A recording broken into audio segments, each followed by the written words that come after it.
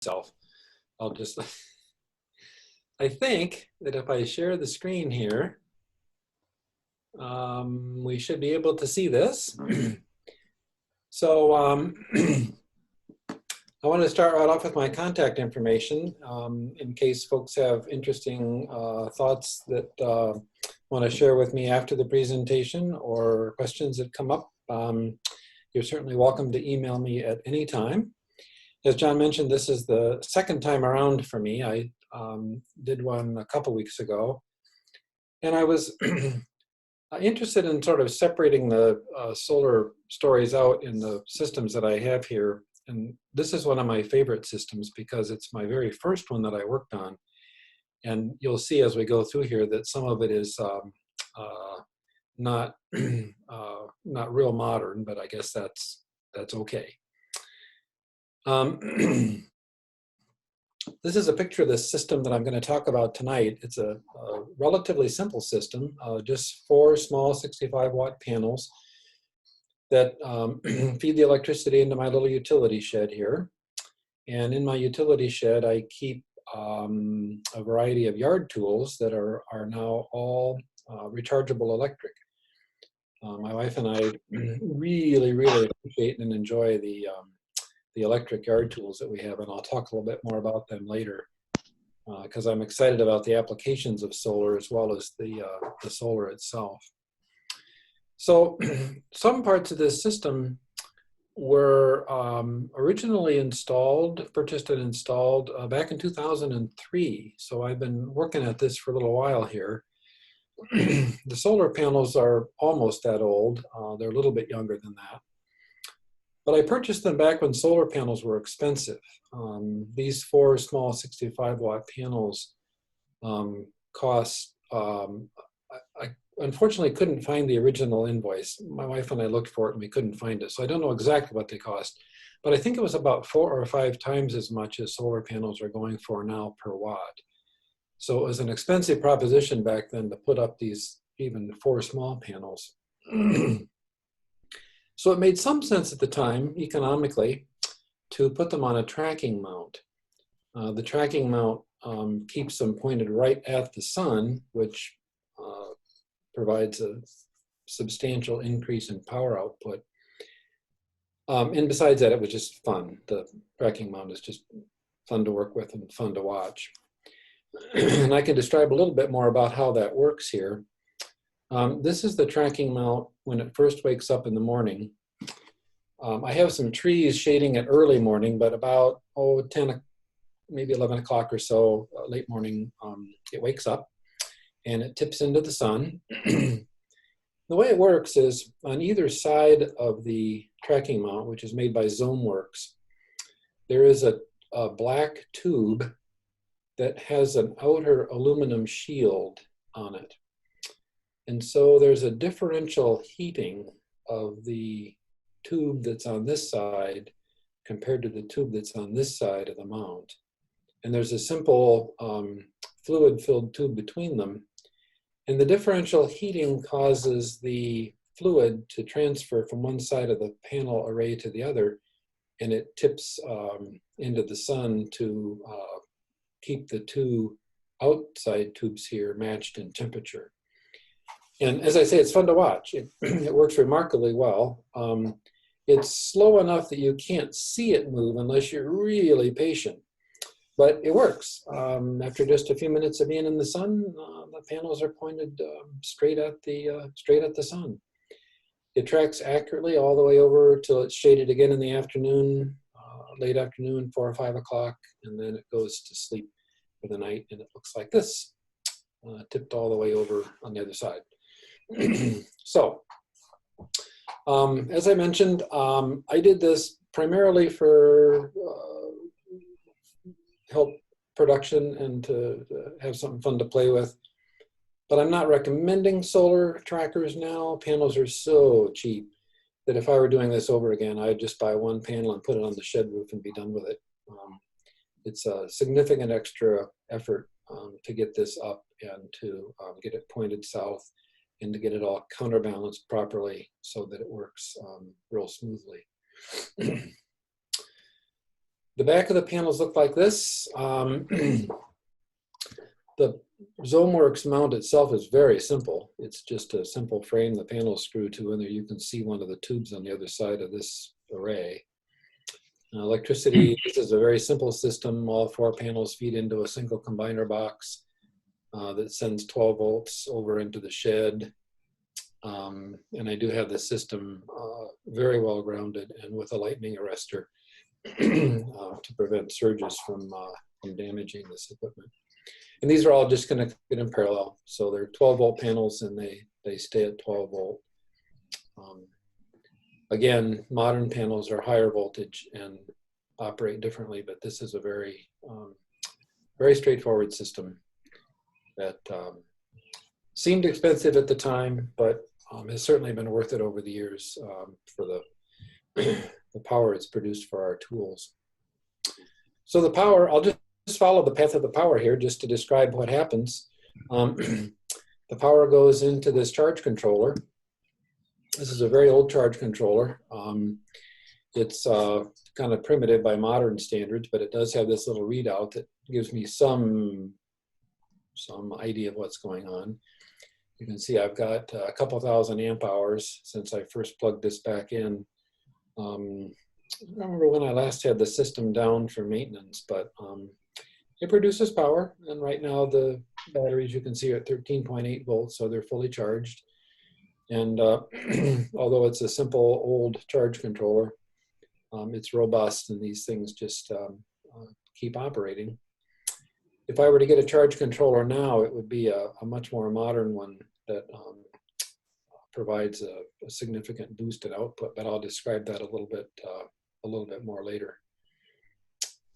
From the charge controller, the electricity goes down into my batteries. There's actually 2 sets of batteries here. The ones on the top are the power tool batteries that I'll talk about in a few minutes after I describe the solar system. These are all made by the Eagle Corporation, and they're different sizes for different pieces of yard tools that I have. They all fit all the yard tools, so you can use anything you want to, but the big one here, for example, is kind of heavy for the weed trimmer, but it's great for the lawnmower. But down below here are the 4 deep cycle batteries that I use to store the electricity from the solar system. They're just big 12-volt batteries I bought at Sam's Club. They're getting pretty old now, getting kind of long in the tooth. They're about 8 years old, so I'm guessing I'll need to think about replacing them here pretty soon. But they're just good old lead acid deep cycle batteries sitting there doing their work. This is an unconditioned shed, so they get cold in the winter and hot in the summer. But lead acid batteries are tough, and they can take that. I don't use the system very much in the summer, with one exception that I'll mention in a minute. But from the batteries, the electricity goes up into the inverter. This is a sine wave inverter. This is the oldest part of the system. This comes back way from 2003, so it's 17 years old now. And the inverter takes the DC power from the batteries and changes it into AC power that's usable by the implements and the battery chargers. All modern inverters of this size have the outlets right on them, so you can plug your appliance or whatever you want to right into the inverter. But this is an old hardwire model that has to be plugged into or connected to a separate circuit breaker panel over here with outlets mounted below it. So this is an older system that you would not have to work with if you were going to do this yourself. You could just plug whatever you wanted to right into your inverter. This is a little fuse box over here with standard fuses in it to protect from, well, any kind of over voltage, both input and output to the inverter. And then I do have another lightning arrestor over here on the AC side, as well as a ground fault and arc fault interrupter circuit breaker for safety's sake and to protect equipment that's plugged in here. Since what I have plugged in here total is worth protecting with some equipment. So again, relatively simple charge controller, inverter, AC output with batteries in between that store the power. So the power is used for our lawn tools, yard tools. We made an initial investment in Ego lawnmower, thanks to my sister who bought one and just loved it. So we bought one too. You can't have your sister do something that you don't do. So I nabbed a lawnmower. And once we had invested in the Ego system, we continued to expand Ego systems, and we bought a chainsaw that's powered by the same kind of battery, and a trimmer that's, again, the same kind of battery, and then a snowblower. So we use these for everything that we do. We have no gas-powered equipment anymore that we have to mess with, which is just wonderful in the spring to just have everything just work. You just put on the battery and go.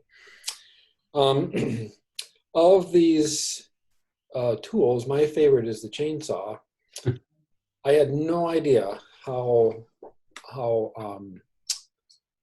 nice it is to not have an angry, stinky little two-cycle engine whining at you when you're doing chainsaw work. This is just wonderful to have a quiet electric motor running a chainsaw, and Ego does a great job with their chainsaw. It's a powerful little chainsaw, 16-inch blade that has done everything I've asked it to. And I do have multiple batteries from these other pieces of equipment that I can put in here, but what I found is that the battery that came with it is just perfect for me, because right when the battery runs out, I run out, and then I recharge both myself and the battery, and I'm good to go. The snowblower is a single-stage snowblower. It's not a superpower snowblower. I wouldn't be able to do heavy, deep, wet snow with it. But for 90% of the snow that we have here, actually more than that, the snow that we have here in this part of Michigan, it's great. It works really well. It clears the snow well, and it's quiet and very easy to use. And then we also fairly recently bought a riding mower that's electric. This one is so much fun to use that my wife and I have little fights over who gets to mow the lawn next. It's like a little go-kart zooming around the lawn. It's just really fun, very quiet. There's the hum of the blades that can get a little noisy if you're cutting wet, heavy grass, but normally they're just sitting there quietly spinning away. And we also charge this with the solar system, but it does not take those same batteries. It has its own batteries actually in the lawnmower, so the batteries stay in there.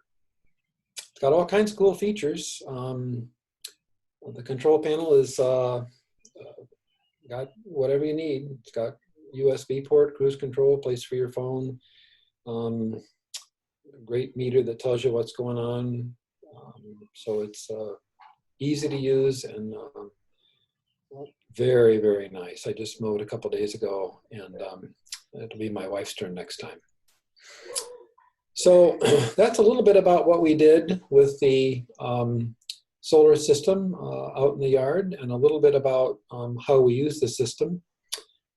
One of the things I wanted to emphasize in this particular My Solar story was how doable this is. A lot of the other solar stories that we'll be talking about in this series are significant sort of heavy-duty operations that will take a contractor and some professional help. But this is really a doable kind of an arrangement.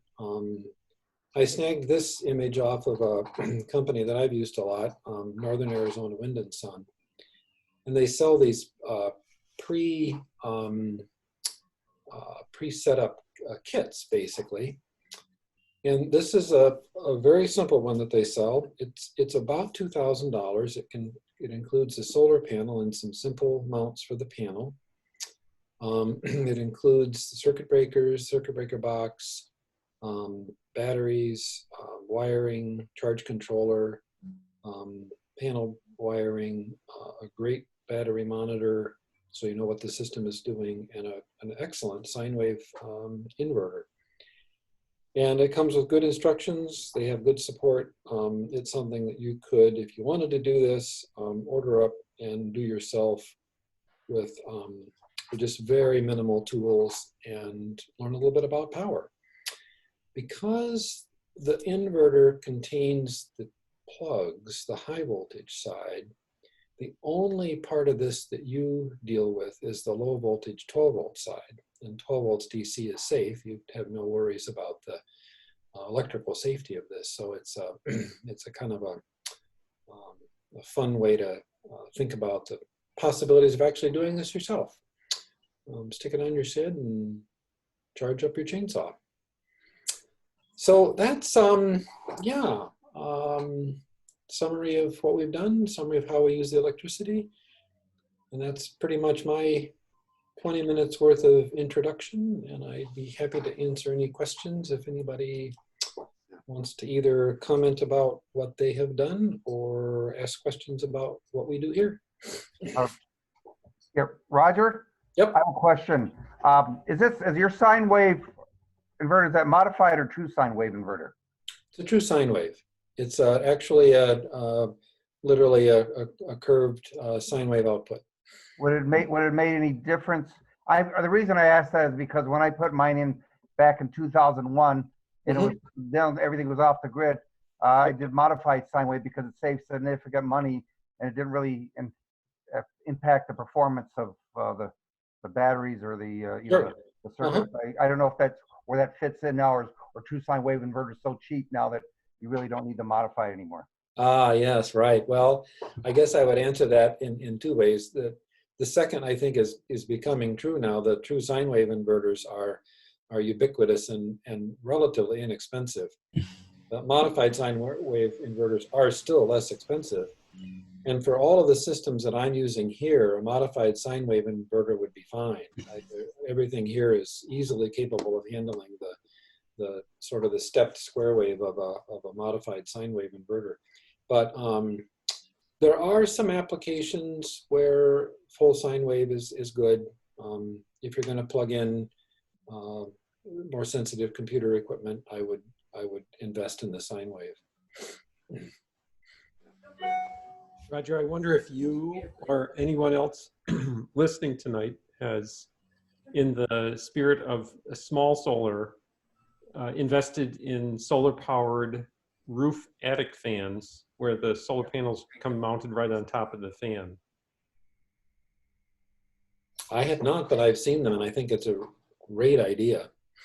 I just said I put one on my rectory roof back in 2005, and it was great. So save on air conditioning costs in the summer, and in the winter it took moisture out. So, and it was probably the fastest payback outside of a solar, a heating pool, solar heating system for the pool that you can get in terms of a return on investment. This is John. This is a silly question. You still have to oil the chainsaw, the chain itself, for your electric chainsaw? Yes, you bet. Yep, I do. And I use steel bio oil, which is a biologically based oil. It's way more expensive than dinosaur oil, but it's the places that I use my chainsaw, I like it, and that's what I do. I bought it at a place here in town, Midwest Power, and they told me that I needed to buy 4 jugs of it because they couldn't sell it to anybody else. But anyway, yeah, I do oil it. Roger, Terry Richards here. Do you think this system would be powerful enough for, say, an electric, recharging an electric bicycle? Oh yeah, sure. In fact, we did that. My wife had a Pedigo for many years that she used to commute to MSU, and we charged it off this system for sure. Yeah. Okay. Thank you. The Pedigo specifically, the charger for it was well within the capability of the inverter. And this inverter puts out 15 amps of power, which is a typical house output. And with 4 big storage batteries, there's no problem with keeping enough power in there for the bike. Thank you. Roger, have you ever run into a situation where you just didn't have enough electricity stored in your batteries and you were using a lot of equipment and you just basically ran out of power from your solar system? Only in the winter with the snowblower. The summer, it's no problem. I've never had that situation because I've only got a half an acre lawn, so the riding mower doesn't use very much of its capacity, and everything else is fine on a sunny day. Lots of power production for that purpose. In the winter, you know, you get a long string of cloudy days, and the snowblower takes 2 big batteries. It takes a lot of power to run a snowblower. So I've had times when I was not able to recharge the snowblower batteries in time to use it again. So then I just plugged it into the wall outlet in the garage. But that's unusual. I mean, usually there's enough light somewhere. So this is a completely independent system, and you didn't have to deal with either consumers or Lansing Board of Water and Light. No, this is off. Yeah, it's off the grid. That's right. Yep. Yeah, it's off the grid by about 100 feet. Hey, Roger, related to that, did you have to get any inspection done, or that's just not an issue from the township? Well, before I put this system in, I investigated quite a bit with regard to permits. You know, I checked out my zoning district, and I checked out requirements for towers, so to speak, and things like building and zoning or electrical permits to make sure that this was all within the what's referred to as a de minimis operation that doesn't need anything.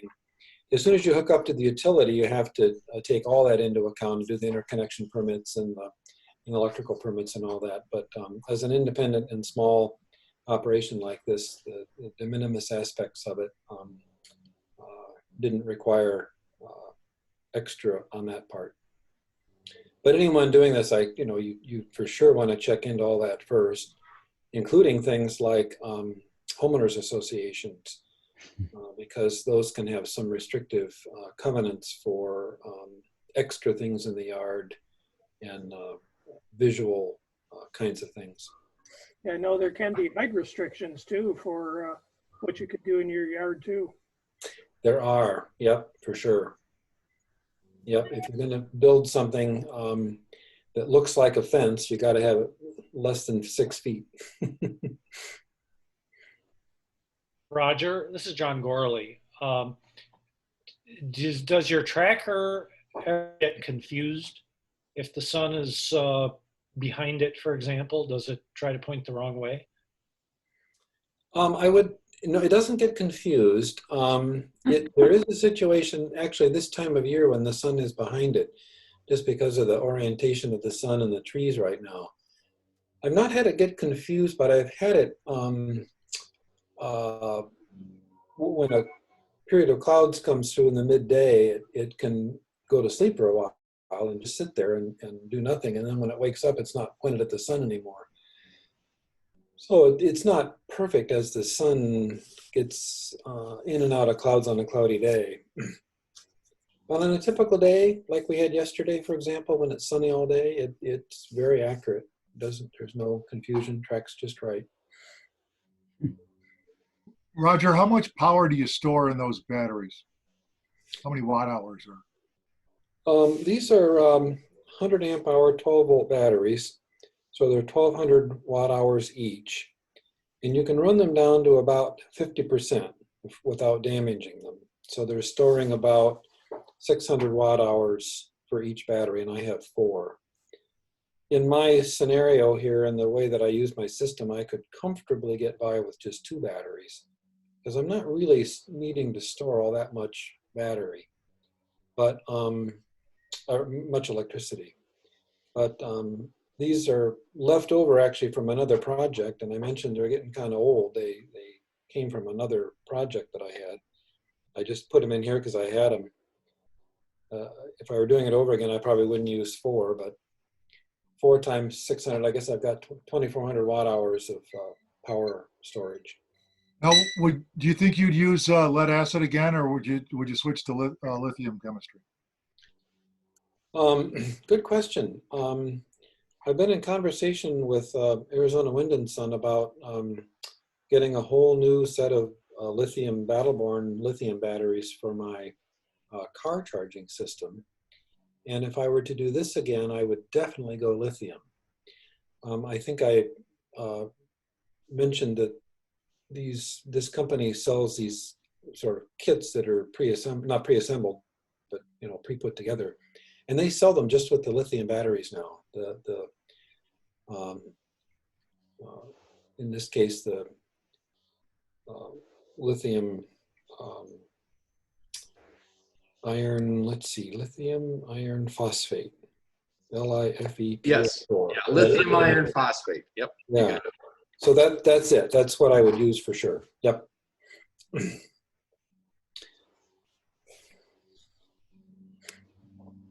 Now, what happens if the batteries get? What does the charge controller just shut down when the batteries get fully charged and you can't have any? Or where do you put the power then?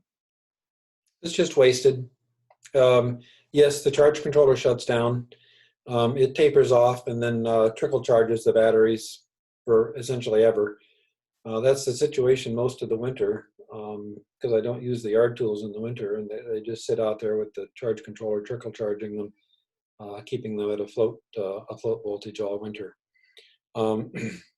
Conversely, if they get discharged too much, it's the inverter that shuts down. The inverter has a low voltage shutdown on it to protect the batteries. And it just shuts down the system and turns off the AC output at a certain battery voltage to protect the batteries. So both the top end and the bottom end, the batteries are protected from either over or under charging, which is probably why they've lasted 8 years. I mean, that's a pretty long time for a good old lead acid battery to sit there and do its thing.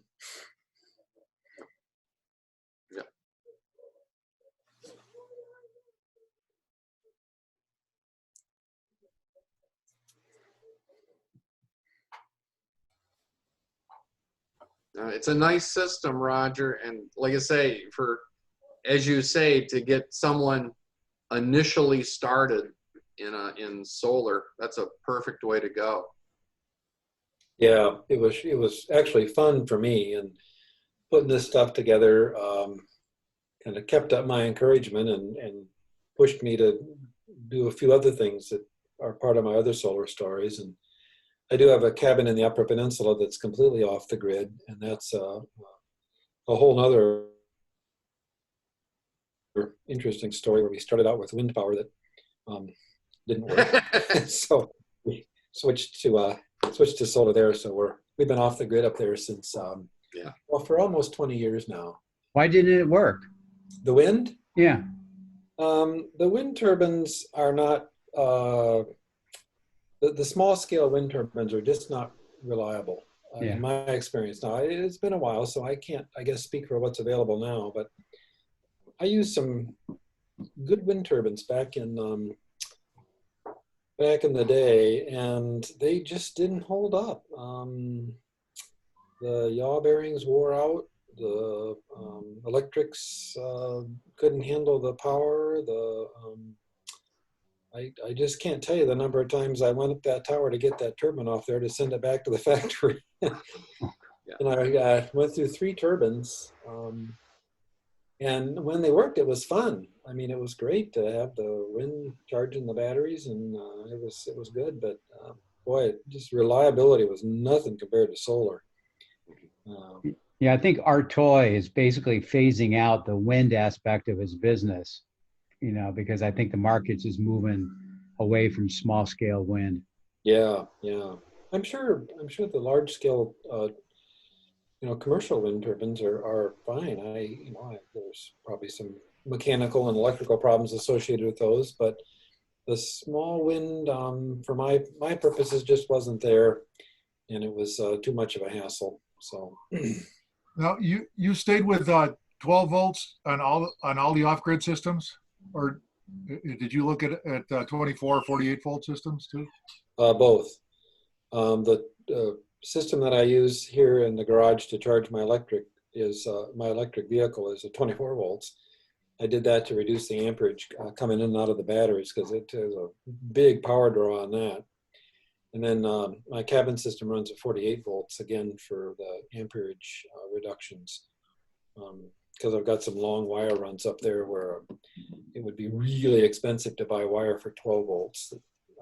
That's a lot of amps in a 12 volt system.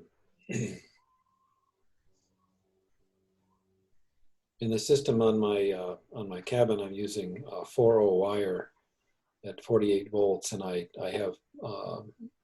can comfortably run a pretty high-powered inverter there. But the system here at home for the yard tools that I just described is, it's a small inverter, no big deal. I've got some big wire going in there, but 12 volts works fine for that.